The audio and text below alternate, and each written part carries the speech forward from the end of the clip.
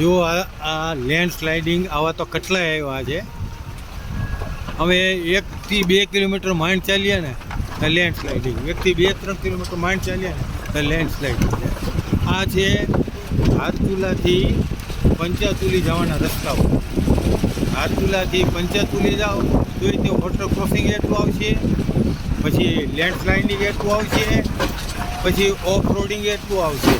પછી હાથચુલાથી તમે નારાયણ આશ્રમ જાઓ તો ત્યાં પણ આ જ પરિસ્થિતિ છે, પણ આની કરતાં ત્યાં ઓછું છે.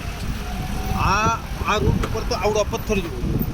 પછી આ લોકો આવડા મોટા પથ્થર છે ને જેસીબી અથવા કોઈ હેવી મશીનથી ભરતા નથી, પછી એ પથ્થરોમાં બ્લાસ્ટ કરે છે. બ્લાસ્ટ કરીને પછી નીચે જો ખીણમાં નદીમાં જવા છે. હવે આટલા મોટા મોટા લેન્ડ સ્લાઇડિંગ છે અને હજી તો આ સિંગલ રસ્તો છે, એને મોટો કરવાનો છે. હવે પહેલાં આમાંથી પૂરું થાય.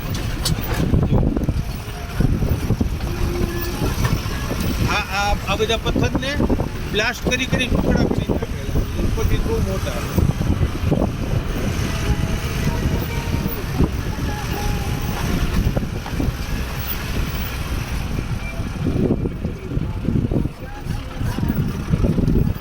તો કામ ચાલુ છે, સતત કામ ચાલુ રાખવું છે. જો પથ્થર જુઓ, બીઆરઓનું સતત વર્કિંગ રહે એમાં, કારણ કે 24 કલાકની અંદર કોઈને કોઈ આ રોડ ઉપર હોય. અને પાણીનો ઉપરથી ધોધણ મારો. જો આગળ તમે જુઓ વોટરફોલ્સ કેવો છે, જોયો ભાઈ? વોટરફોલ્સની અંદર ક્યાંક ઉપર છે વોટરફોલ્સ, ક્યાંક નીચે છે, પણ સતત ઉપરથી પાણીનો એટલો બધો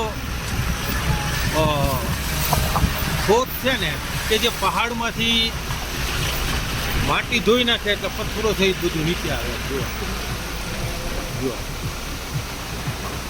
જો આ છે ને એ આખું વોટરફોલ બધું. જો જો આ છે વોટર ક્રોસિંગ. જો અમારી 3 ગાડી છે, 11 જણાનું ગ્રુપ છે નાગાર્જુન ટ્રાવેલ્સમાંથી. એમાં 2 આગળની ગાડી છે, એક બોલેરો છે, સ્કોર્પિયો છે, એમાં 4 છે. પાછળની બોલેરો છે એમાં અમે 3 છીએ.